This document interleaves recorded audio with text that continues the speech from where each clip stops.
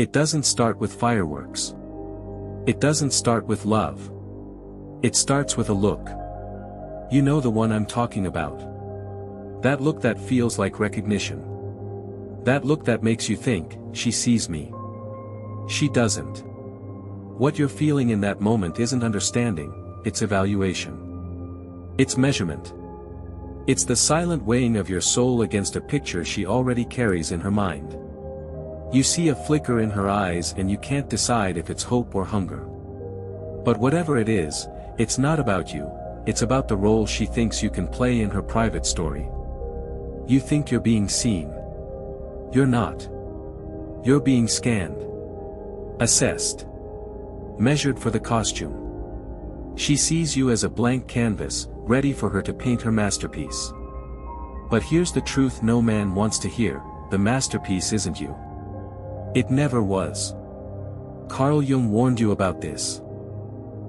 Not in the syrupy tone of a self-help guru, but with the cold precision of a man who spent decades peering into the abyss of the human soul. Jung charted the hidden landscapes of the unconscious, the unseen machinery that drives human behavior, and he uncovered a truth most men still refuse to believe. Women don't always fall in love with men.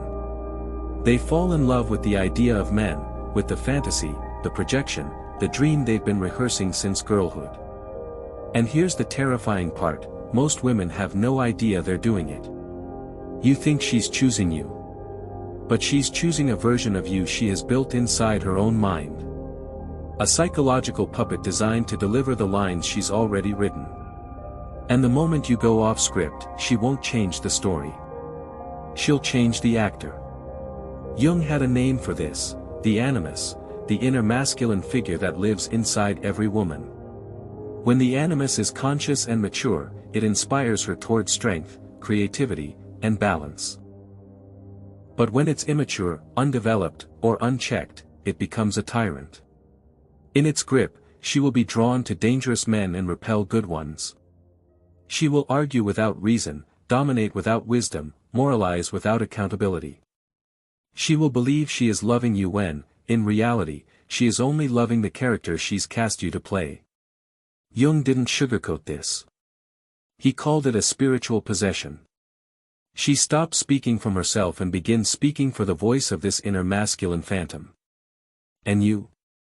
You step right into the trap, not because you're weak, but because you've never been taught to recognize it. You confuse being desired with being known. You mistake being chosen for being understood. You believe her when she says, "You're different." You don't realize she's said that before, many times, to many men, each convinced they were the exception. Then one day, the fantasy collapses. The script changes. Your role ends. And you're left in shock, asking, what did I do wrong? The answer? You stopped performing. You stopped fitting the role. And because she wasn't in love with you, only with the projection, there was nothing left to hold on to. Jung's solution wasn't to be a better actor. His answer was individuation, the brutal, lifelong process of becoming whole within yourself. Most men never even start. They've been trained since boyhood to chase approval, to let women define their worth, to live in the reflection of someone else's gaze. And as long as you live like that, you will always be cast and replaced, cast and replaced, cast and replaced. Individuation is not glamorous. It's not a 5-step hack to be alpha. It's self-confrontation so raw it will make your stomach turn. It's looking in the mirror and seeing the parts of yourself you've tried to bury, the insecure, the resentful, the broken. It's releasing the fantasy that someone will see you and make you real. Because here's the truth. You do not become a man by being chosen. You become a man by choosing yourself. You do not earn your worth through her affection. You earn it by standing alone, awake, responsible, unshakable. A man who has faced his own unconscious cannot be seduced by projection. He will not dance for approval or twist himself into something he's not. He is no longer a puppet in someone else's play, he is the author of his own script. Jung saw the tragedy with painful clarity. Most men will do anything to keep the role. They'll bend their boundaries. They'll betray themselves. They'll call it compromise. They'll call it love. He called it what it really is, self-betrayal. And here's the irony, the very traits you think will make her love you, obedience, predictability, constant availability, are the very traits that make her lose interest. Why? Because the feminine instinct is not drawn to what it can fully control. It is drawn to mystery, to challenge, to the man she cannot fully name or own. When you hand over all of yourself, no backbone, no mystery, you don't become more lovable. You become invisible. Replaceable. Disposable. But here's the deeper trap, you fear being alone more than you fear being fake. You'd rather wear the mask than face the silence of standing alone. Jung's path to freedom is terrifying. It requires you to burn the masks, to let the false versions of yourself die. It will strip you down to the bone. It will feel like death. And in some ways, it is, the death of the boy who thought he needed someone else to make him real. Once you start walking that road, you'll see the world differently. You'll see the games people play. You'll hear the lies they tell themselves. You'll watch them protect their masks at all costs. And when you speak the truth, they'll come for you, not because you're wrong, but because you've become a mirror, and mirrors terrify those who are not ready to look. Women, Jung warned, are often shielded from their own shadow work by a culture that tells them they are already whole, already pure. But an unexamined animus turns them into prisoners of their own unconscious. They project that prison onto every man they meet, and you think you can save her from it? You can't. Projection is a thief. It robs reality and replaces it with illusion. Until both man and woman wake from it, they will keep playing the same tragedy, blaming each other while wrestling with shadows. That's why the woman who once called you her hero may one day call you her enemy, not because you changed, but because you failed to keep her fantasy alive. She won't even know she's doing it. Jung knew this would happen whenever neither person takes responsibility for their inner world. You want to blame her? Fine. But Jung would turn the question on you, why did you accept the role in the first place? The truth is, you're not a victim. You're a volunteer. You chose the performance because it felt safer than confronting your own emptiness. Most men stop listening here, because this is the point where responsibility begins. Jung didn't offer comfort. He offered danger. The danger of truth. The truth that until you can stand without her, or anyone, you will never be free. And here's the paradox, when you finally reach that place, you won't be cold. You'll be real. You'll stop chasing approval, and suddenly, women will feel a deeper pull toward you, not because you need them, but because you don't. You'll know that her work is her own. You can't carry her soul. You can only carry your own. Most will turn back from this path. But a rare few will walk it.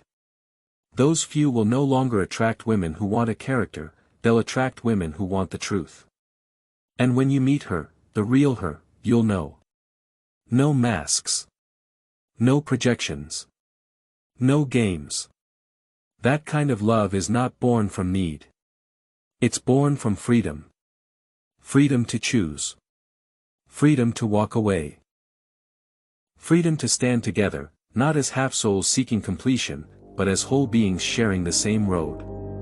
Jung left no map. Only a warning and a challenge, stop blaming women for the roles you volunteered to play. Stop seeking wholeness in someone else's eyes.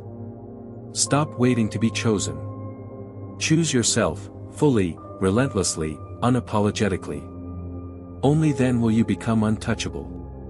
Not because no one can hurt you, but because no one can own you.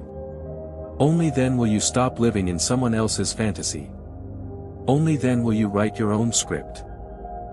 Conclusion, the point of no return. You've heard the warning. You've seen the pattern. And now, you face a choice. Most men, maybe 95 out of 100, will nod their heads, agree this makes sense, and then walk straight back into the same prison. They'll keep auditioning for roles in someone else's fantasy. They'll keep measuring their worth in the light, or the absence, of a woman's gaze. Why? Because living in truth feels heavier than living in illusion. It's easier to stay the character. Easier to keep the mask. Easier to believe that if you just try harder, if you just love better, if you just prove yourself enough, she'll finally see you for who you really are. But she can't. Not while she's projecting. And you can't see her either, not while you're playing the role she needs you to play. Two blindfolded actors reading from two different scripts, wondering why the scene doesn't work. The illusion is comfortable, but deadly. Illusion has a sweetness to it, doesn't it? It's warm. It's familiar. It feels like belonging. But belonging under false pretenses isn't belonging, it's bondage. And the longer you live in it, the harder it is to break free. Every time you betray yourself to keep her happy, you carve away a piece of your own soul. At first it's small, barely noticeable. But over years, you wake up one day and realize there's nothing left but the shell, still smiling, still performing, still desperate for the next cue from the director's chair. Jung saw this not as a relationship problem, but as a spiritual one. He knew that the greatest danger for a man was not rejection by the feminine, but rejection of his own inner self. When you reject yourself to win her, you lose twice. You lose the real you, and you lose her respect. And when her respect goes, her attraction follows. The Stoic intersection.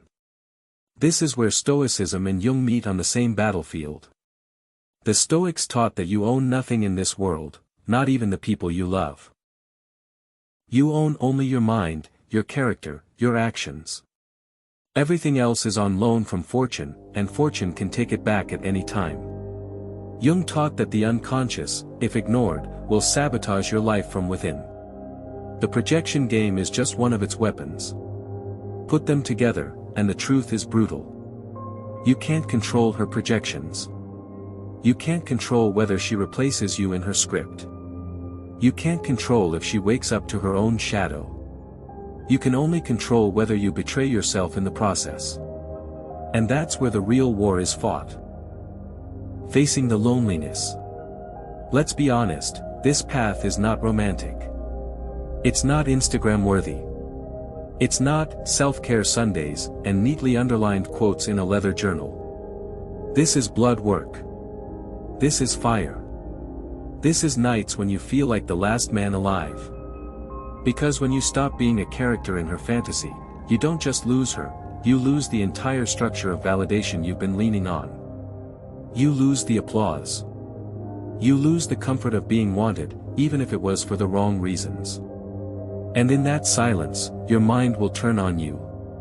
It will whisper, go back. Play the role. Be who she wants you to be. It's better than this emptiness. That's the test. That's the crucible. Most men fail it. But if you can stand in that silence without running back, something changes. You start to hear another voice, quieter at first, but steady. It says, this is who you are. This is where you stand. This is the man who needs no script. The shift. When you reach that point, the entire dynamic with women changes, not because they change, but because you do. You'll still be approached by projection, don't fool yourself. The animus doesn't disappear from the human psyche just because you've read a few books. But now, you'll see it instantly. You'll see the look in her eyes, the hunger for the role, the subtle ways she starts testing to see if you'll fit. And you won't get angry. You won't feel tricked. You'll just know. And because you know, you won't volunteer for the part. When you no longer need her to see you, you stop bending to make her believe you're the man in her head. You let her fantasy dissolve on its own, or you walk away before the first scene even starts. That is the point where you become, in Jung's terms, individuated. Not perfect. Not invincible. But whole. Real recognition. Here's the paradox, once you no longer need projection, you start attracting women who see you as you are, not as a character. Because women who have done their own shadow work aren't looking for actors. They're looking for equals. And when you meet one, it will feel different. There will be no frantic need to prove yourself. No constant testing. No quiet dread that you'll be replaced if you slip out of character. That kind of connection isn't intoxicating, it's grounding. It's steady. It's not built on mystery or control, but on mutual recognition. I see you. You see me. Neither of us needs the other to fill the empty spaces. The final responsibility. But here's the part Jung would never let you escape: you are responsible for seeing your own projections too. It's easy to nod along and think, yes, women do this projection thing all the time. But you do it too. You imagine her as your salvation, your cure, your muse, your redemption. You turn her into a goddess or a devil, depending on which parts of yourself you've refused to face. You cast her in your story, just as she casts you in hers. And until you own that, you're not free, you're just playing the same game from the other side of the stage. The work is mutual. And the irony? Once you start doing it, you'll have far less interest in fixing anyone else. You'll see that every person has to wake up for themselves. The end of the audition. So here we are. The script is in your hands. You can keep reading her lines. You can keep hoping the director will finally give you the recognition you crave. Or you can walk off the stage, tear up the contract, and step into the raw daylight of your own life. No applause. No spotlight. Just you. It's not glamorous. It's not easy. It's not always happy. But it's real. And once you've lived there long enough, you'll wonder why you ever settled for the painted scenery of someone else's fantasy. You will stop chasing the high of being chosen. You will start living in the calm of choosing yourself. And when you do that, fully, relentlessly, unapologetically, you will be untouchable. Not because the world can't hurt you, but because it can't own you. That's the final stage of the work Jung pointed toward. Not mastery over women. Not immunity to pain. But sovereignty over your own soul. And the only way there is through.